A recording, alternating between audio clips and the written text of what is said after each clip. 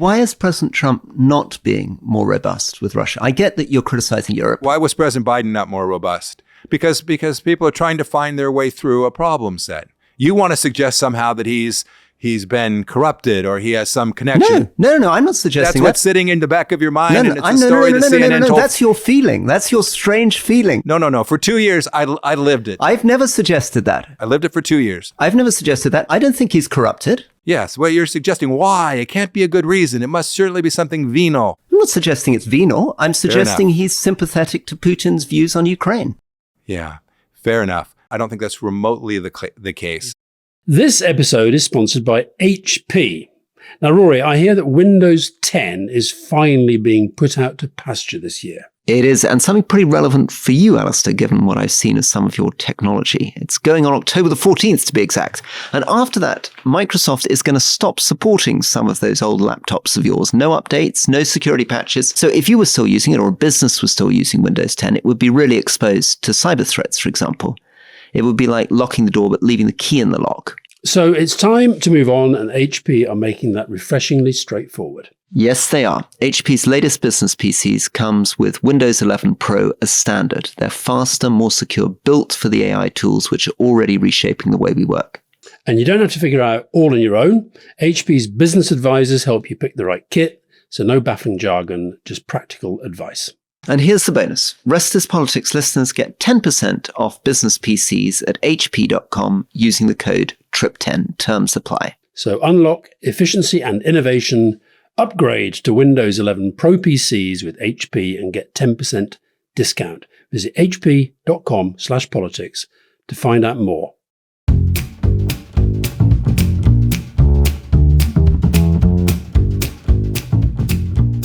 Welcome to the Rest is Politics Leading with me, Rory Stewart. And me, Alastair Campbell. And we're absolutely delighted today to be with a very, very significant figure from the world of the United States of America, Mike Pompeo. Mike Pompeo is an ex-military guy, but more significantly in recent years, in Donald Trump's first term, was director of the CIA, the Central Intelligence Agency, and also Secretary of State. And actually, given the rate of churn that Donald Trump went through some of his top officials, he survived in that job for a fairly long time. He's also still very active in the political debate at home and abroad, has very strong views on China, on Russia, on the Middle East, and we'll be getting through all of that. So, Mike Pompeo, welcome. Thank you for being here. And Secretary Pompeo, thank you very much for joining us. It's an amazing moment to have you here in the United Kingdom at this particular time. I wonder whether I could start you on a sort of big issue, which is, where do you sense the gap is now? Are you aware of a gap between a particular kind of liberal center European view and an American view? And how would you describe that gap? Are you aware that there are sort of tensions out there between how some people see Trump and other people see Trump? Oh, yes. No, those tensions don't just exist in the United Kingdom. They exist in every burg in America, every small town. President Trump is he's a walking Rorschach test, right? People respond to him. He's deeply charismatic. He is clear. There's no doubt about what he thinks at any given moment. He dominates so many news cycles. So people have deeply informed, deeply held opinions on him.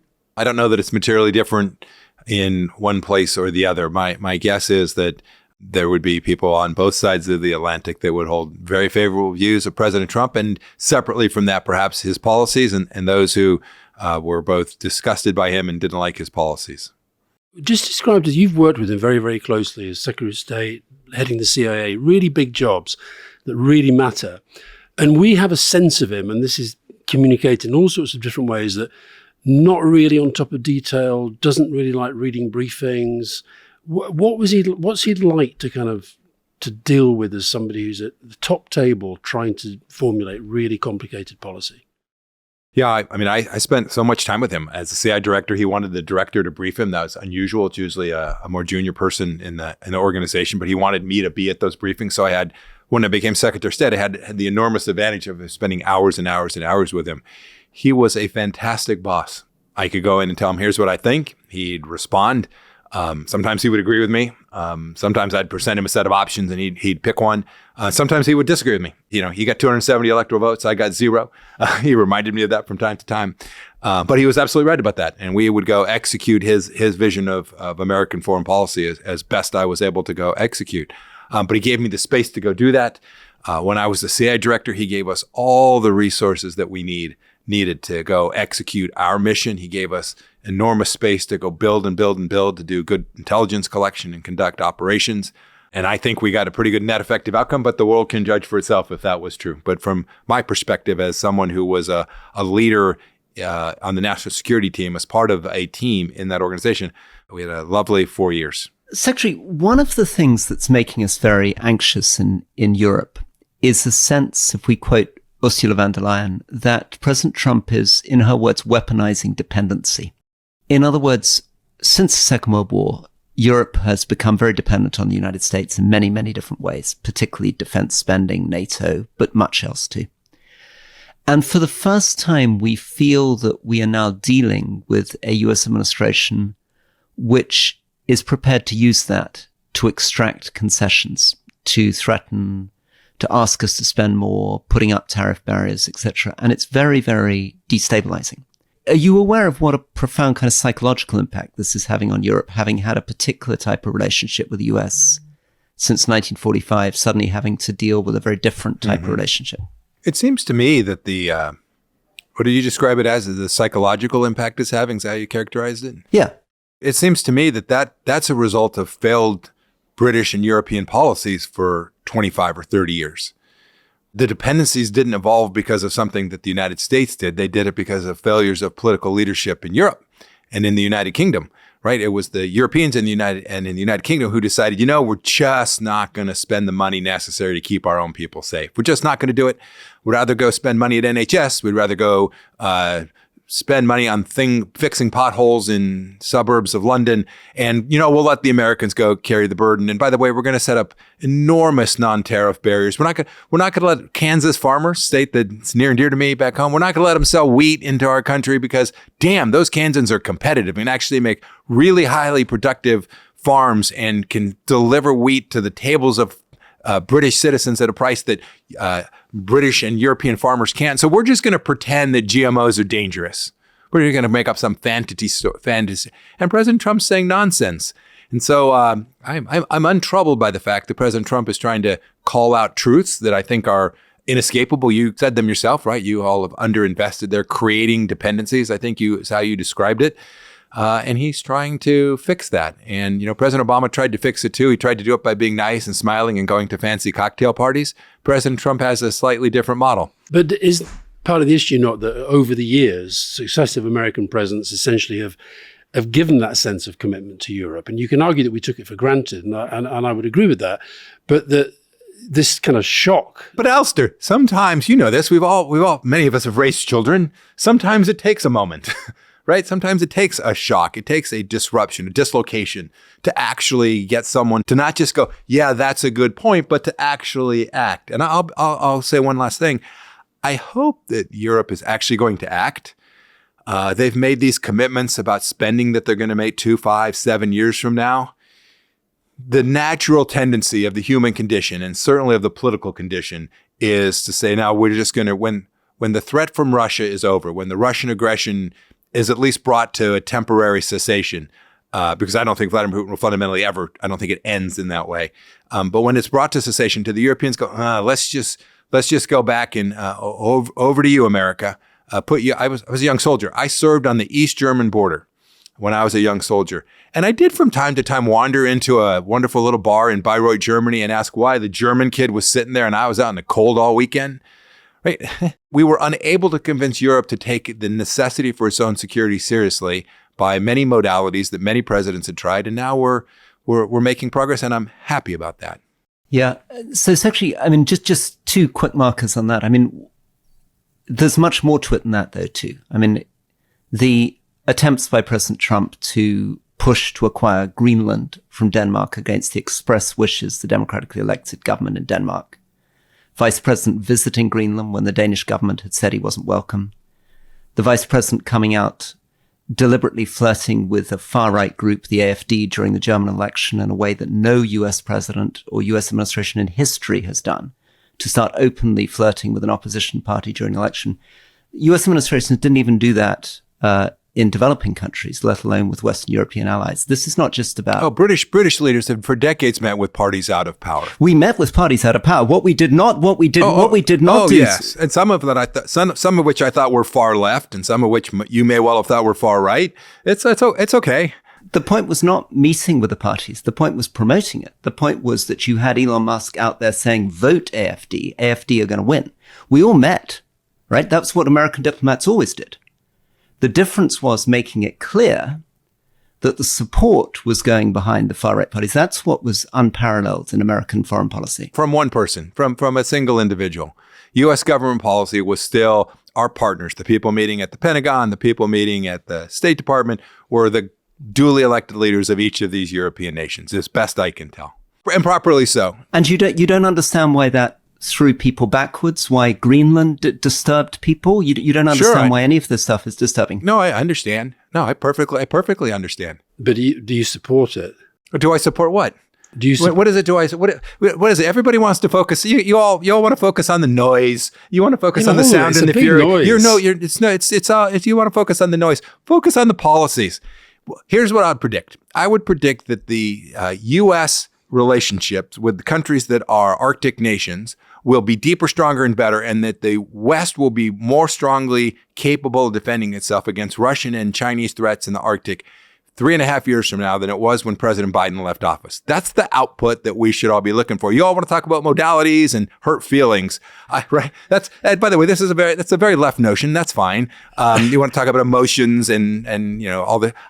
Do right-wing people not have emotions? We are about outcomes. And we have emotions. Yeah, but is the outcome to get Greenland? Is that the outcome? The outcome is let's not take for granted the fact that the Russians aren't going to literally drive a ship through our defensive systems, both in air and sea and in space up along the Arctic. And President Trump's determined to go fix it. But why couldn't he say? And President Biden, just so you know, I went to the Arctic Council and actually started this very same process.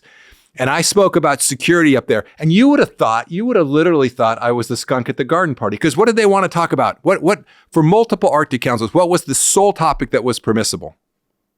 Climate change, of course.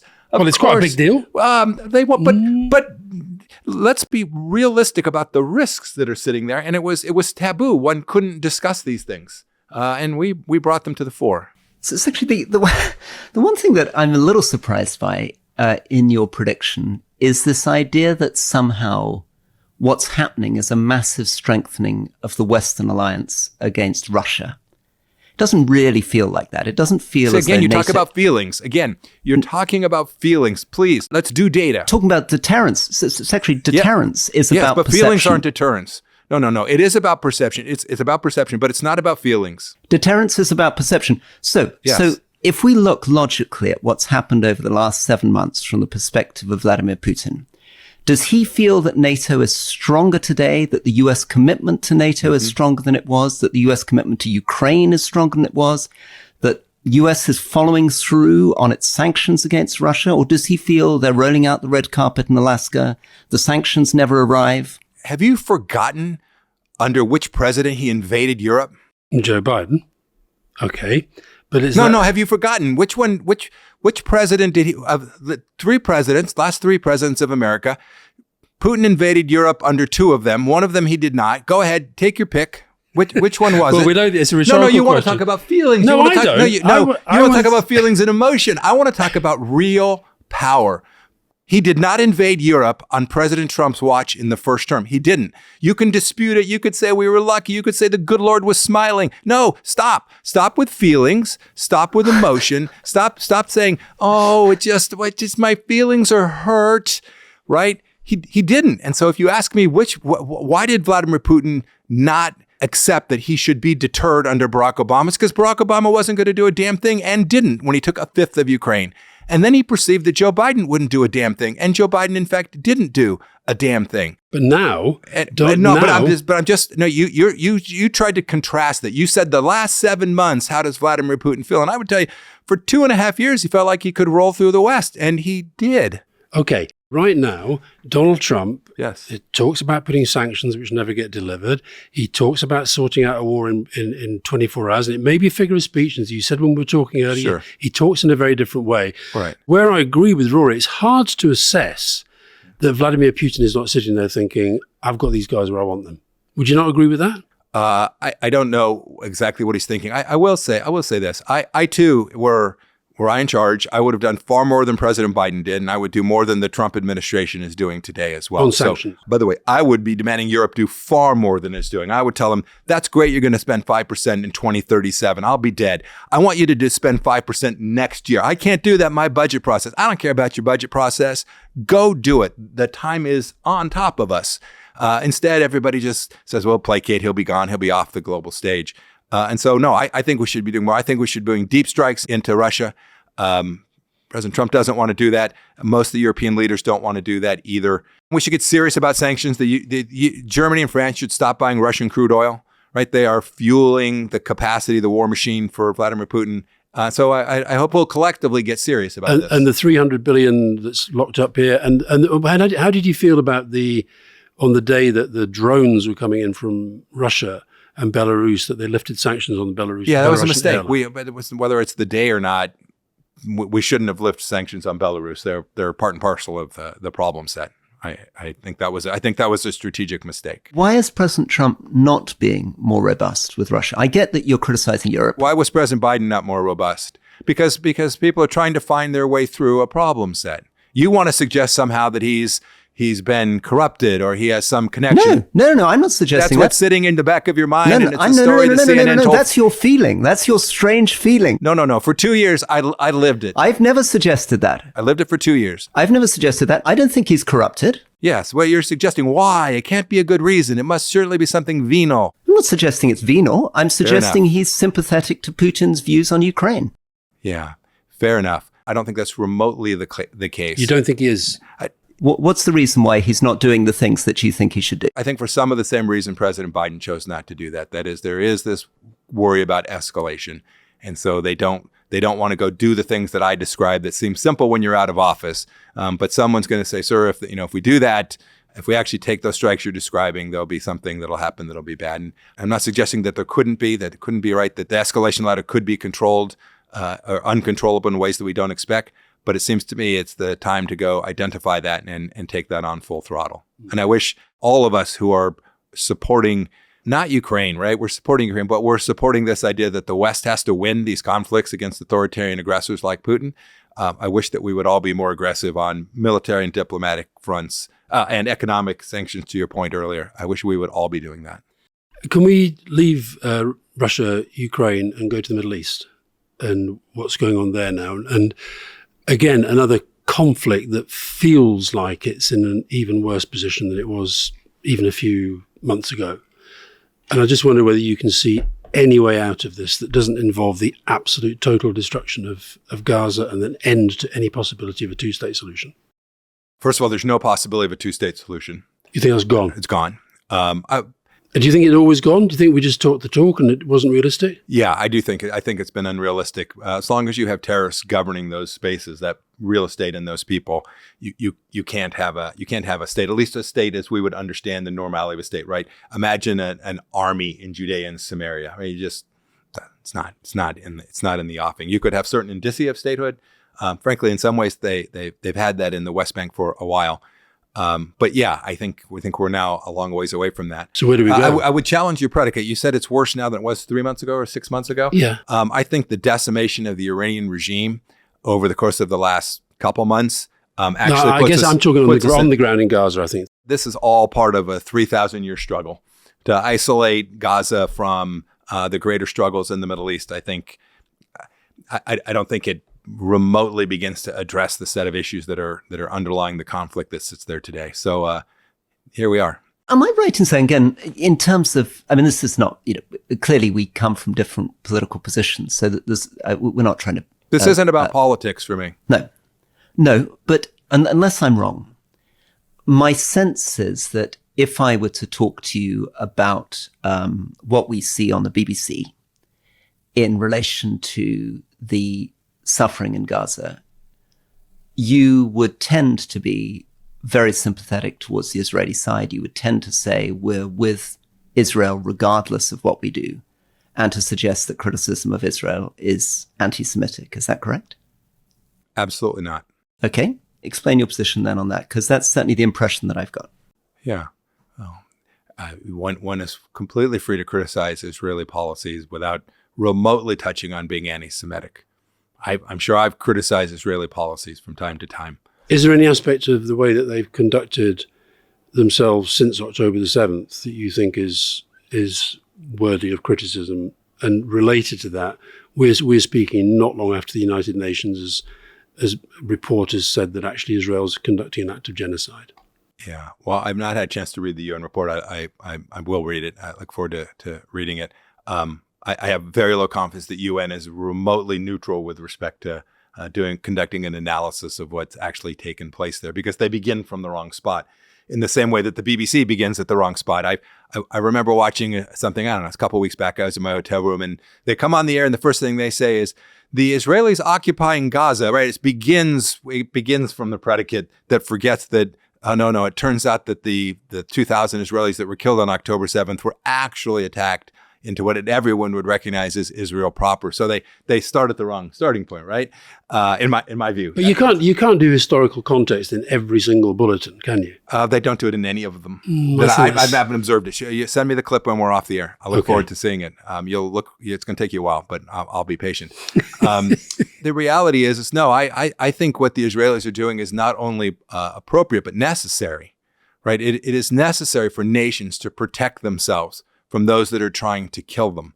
And this is about Tehran. This is about Iran. Hamas is a tool of the Iranian regime. And so just as the United States took strikes into Pakistan against the Pakistani governments without the Pakistani government's consent, we saw the Israelis take strikes into Qatar without the Qatari government's consent. We can all debate whether that was constructive, useful, effective, all of those things. But if you asked, do nations have the right to go identify, find terrorists, and make sure that they protect their people from these people who are trying to kill their own citizens? I think it goes far past the right. I think they indeed have a responsibility. Don't they also have a responsibility to have a duty of care to civilian life and to 100%. children? But do you think yes, 100%. do you think no, they're more than that. excusing As a soldier, the Israeli forces trained alongside of us on exactly this. They warn people before they go in. No military has ever fed their adversary as many meals as the Israeli military has fed their adversary. But why have so many children? Many children died? Well, I mean, because Hamas and Iran decided to create war. And by the way, it happened in Europe, right? There were civilians killed during World War II. The United States killed civilians during World War II. All of those sadden me. Each of them, every one of those human lives saddens me. But do you think? And by the way, you could stop the civilian killing in Gaza today in 20 seconds. With the hostages. You could easily stop it. Hamas would lay down their weapons, agree that they weren't going to destroy the nation of Israel, and they would hand over 48 hostages. All things that I think the three of us can agree they ought to do. And maybe not. Maybe one of us would disagree with one of those three things. By the way, if you're looking to protect civilians, there's the tool, and that's who we ought to press upon.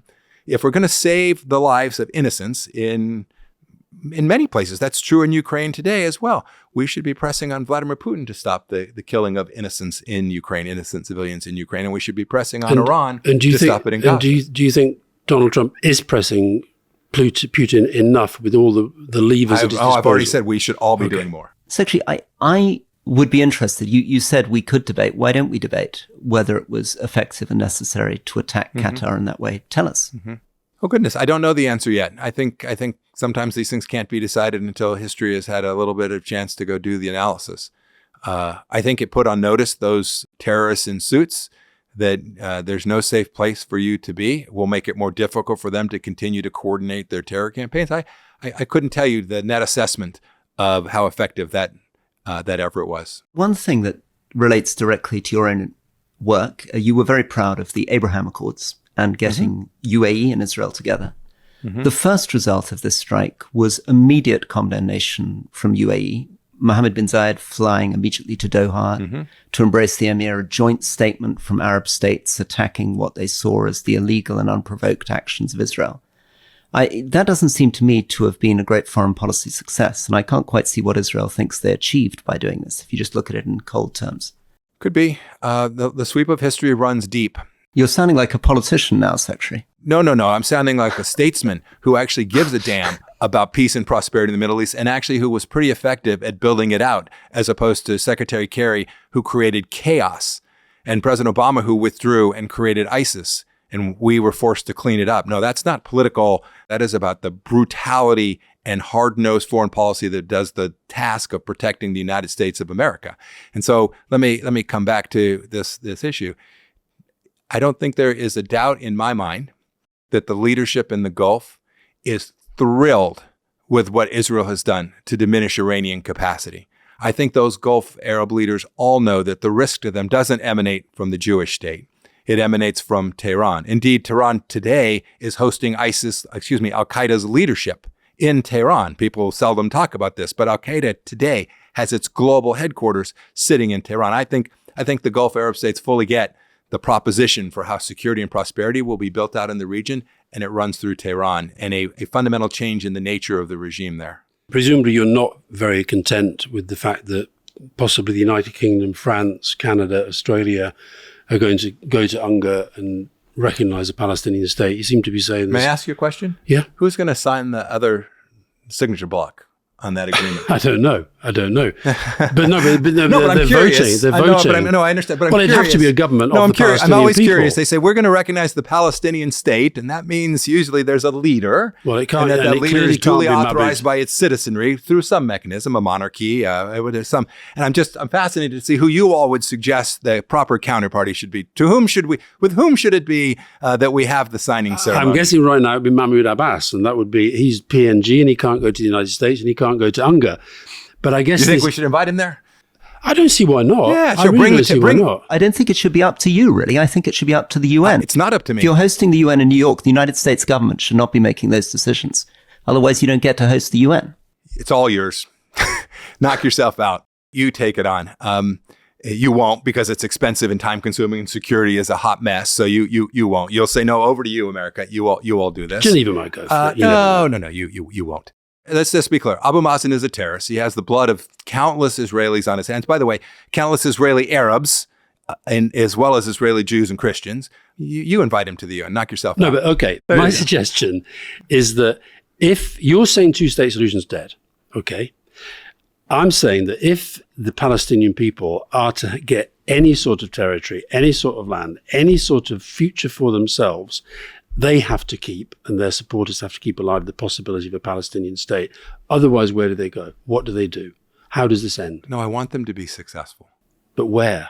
I want them to be successful. I'm happy to be successful precisely where they are. So someone rise up. Would the Thomas Jefferson living in Ramallah please stand up? Right? So you'd be content with that if a political force emerged? Yeah. The people elected? Yeah. You'd be happy with that? Absolutely. Yeah. Yeah. History is replete with that not occurring with great frequency. Look, we've only got a few minutes left. Can I? And honestly, I know you think we're a pair of liberal, pinko, woke people, but we're thoroughly enjoying it. We're thoroughly enjoying it. We're thoroughly enjoying it. That's a great thing. You're free to be wrong. It's okay. Okay. Yeah. Okay. Well, Secretary Pompeo, Alastair, let's take a quick break. This episode is brought to you by Revolut Business, the all-in-one account designed for efficiency and built for business. Is it true, basically, that you don't even have a spreadsheet to do your expenses? I've got a pen, paper clips, little notes, but I accept it could be more efficient, Rory. So I'm going to sell Revolut Business to you. Brings clarity and efficiency, works in over 30 different currencies, no hidden fees, smart spending tools. It is actually pretty amazing. And you can set card limits, you can automate your expenses. Basically, it does take the stress out of your financial woes. There's also a £200 welcome bonus if you're new to Revolut Business. Open a Revolut Business account today via revolut.com/RB/leading or by using the link in this episode's description. and add money to your account to get a £200 welcome bonus or equivalent in your local currency. The offer's only available until the 31st of December 2025 for new business customers in the UK, US, Australia and Ireland. Fees and terms and conditions apply. Whatever stage your business is at. With Revolut Business, you're ready for what's next. This episode is brought to you by Google. We won't fully realize the potential gains of AI unless we make it accessible and useful for everybody across the whole UK workforce. That's why Google, for example, are working closely with trade unions. AI and trade unions may not sound like the most natural of partners, but the union movement has got a proud history of supporting members from across the economy and preparing them for the ever-changing world of work. That's why Google partnered, for example, with the Community Union in the UK on a people's first skills pilot called AI Works. And it's designed to see how AI could help workers and ultimately create productivity benefits across the whole wider economy. Just a few hours of training could save members almost a month a year on routine tasks, time freed for the work where their expertise really counts. One community member, for example, working in a supported living home, said Gemini helped streamline paperwork so she could spend more time with residents. That's a very powerful story, and it shows the positive impact AI can have on people's lives, making a real difference in the day-to-day. Find out how Google's AI is helping fuel the UK's growth and transformation at goo.gle/AI Works. I want to ask you about China, because I think you actually see China, from the discussion we've just had, I think you see China as a bigger threat than all of the things that we've been talking to. And I just wondered where you think we are in relation to the rise of China. Yeah, no, it presents a much greater, deeper threat than any of these others. For sure, it has both the capability and the intention of undermining the post-World War II Western model, right? Basic liberty, liberalism, historically grounded liberalism. They want to upend it. They're going to take a good swing at it, and we all have to go do it. I mean, I can't do it in 30 seconds, but we all have to go use all the levers that we have, and we have an ample number of levers to do it. We ought to go fix it. Secretary, final one from me. Historically grounded liberalism, which I'm coming back to. I mean, I was a conservative, right? But my vision of that historically grounded liberalism, that post-world order, feels radically different to that of President Trump or J.D. Vance or the kind of people that... You seem very focused on the moment. But yes, I would agree. I would agree with you. They don't present themselves in the same way that I would. That's true. You wouldn't have gone to Munich and said to the European diplomatic world that Putin is not a threat to you. Your own lack of commitment to free speech is, which we just thought was weird. Well, no, the second one's true.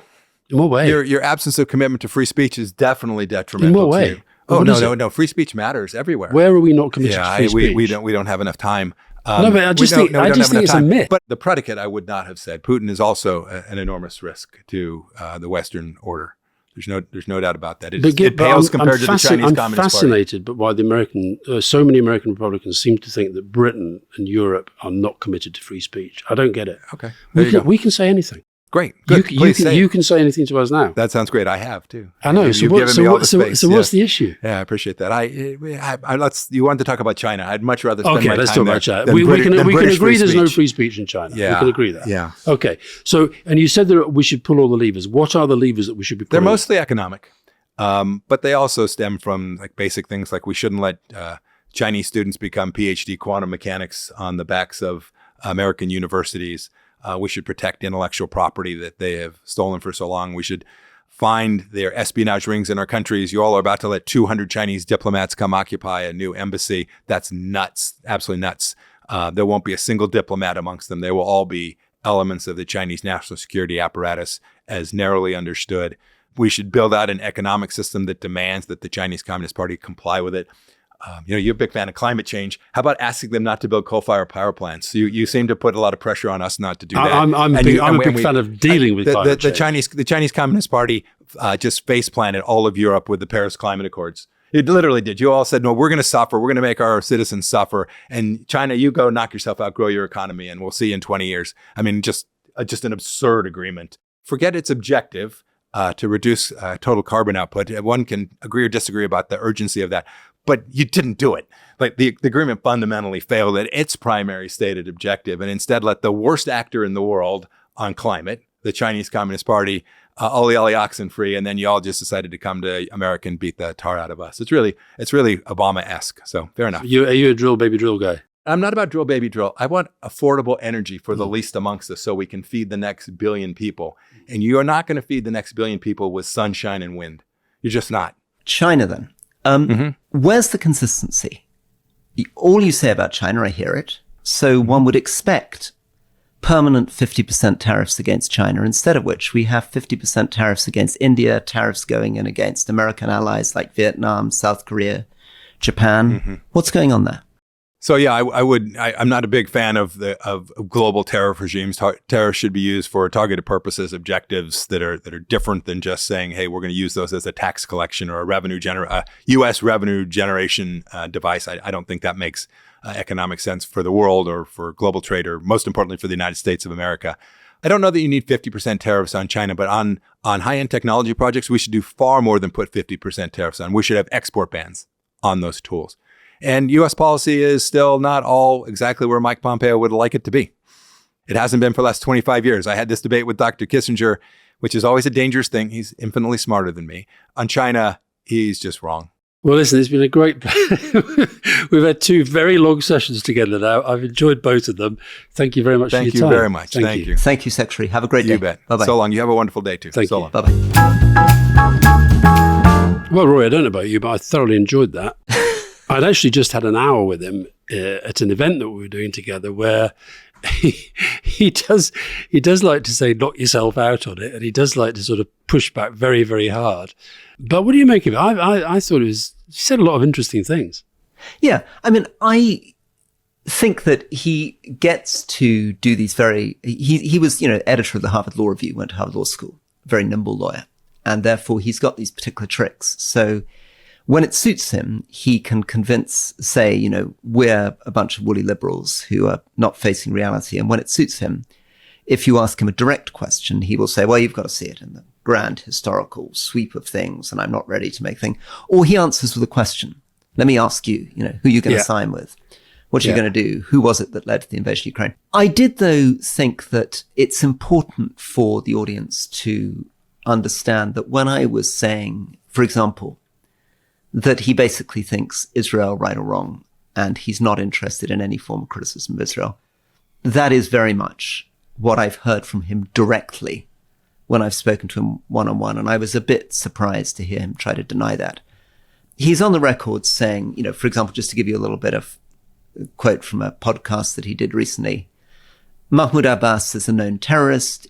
Israel is not an occupying nation. As an evangelical Christian, I'm convinced by my reading the Bible that 3,000 years on now, in spite of the denial of so many, this land, which he calls Judea and Sumeria, is the rightful homeland of the Jewish people, that there's no such thing as the occupation. It was him that overturned America's position that the settlements in the West Bank were inconsistent with international law. It was Pompeo who recognized Jerusalem as Israel's capital. So there's something a bit interesting about the way in which, in this interview, he's saying, no, I'm perfectly happy to criticize Israel, it was this, that, and the other, but... And happy if they get a decent government for there to be a Palestinian state. Yeah. But I'm not sure that's... Yeah, but it doesn't track with any of his public positions at all.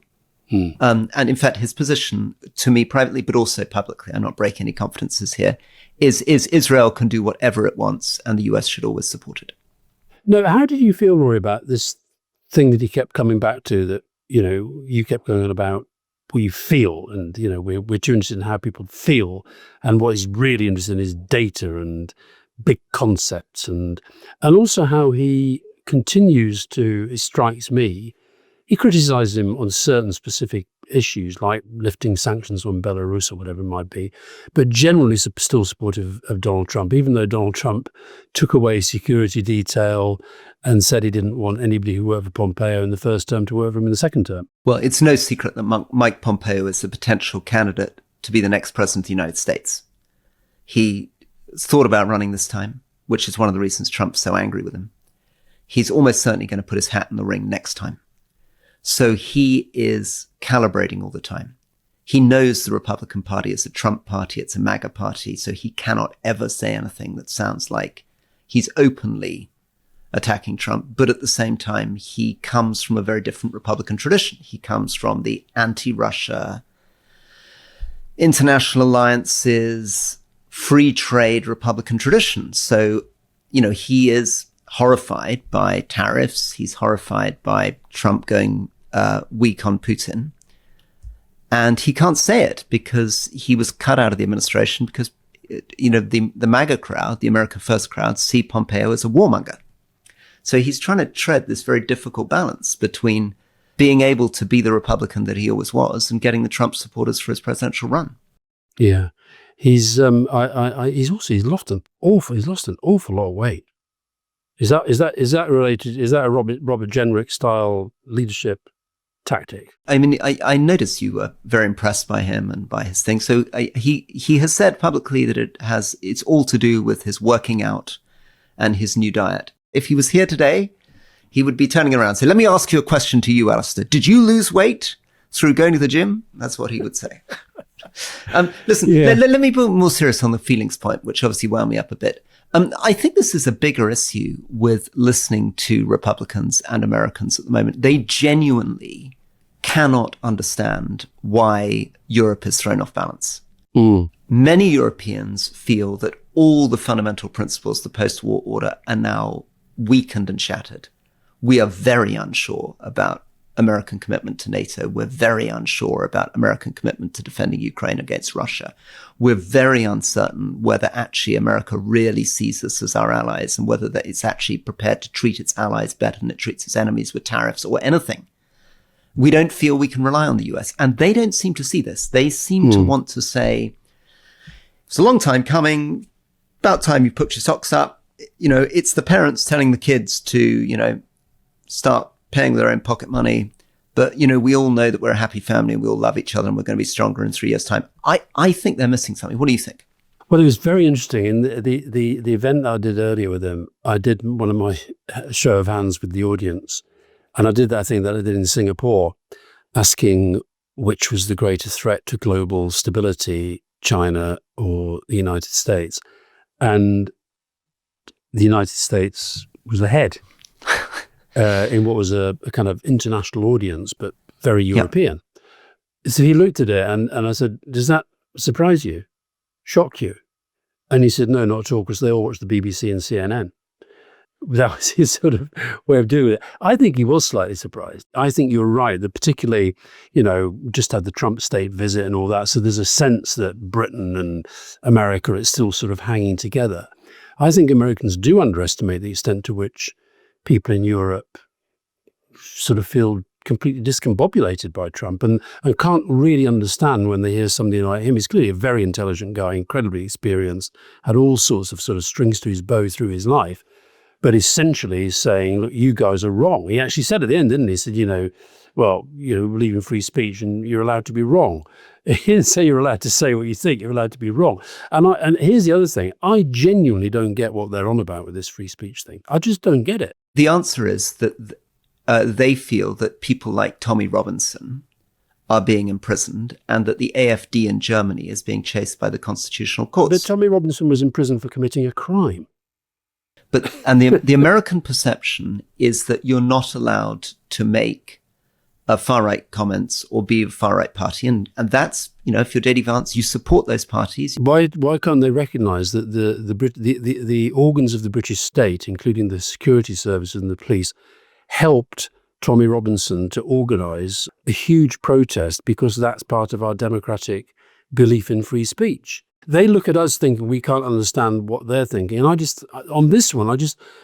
I find it mind-blowing, especially when something like Vance is so clearly not a believer in free speech if it's somebody saying something that offends Donald Trump. That's the amazing thing. I was listening to somebody who's close to Trump this morning.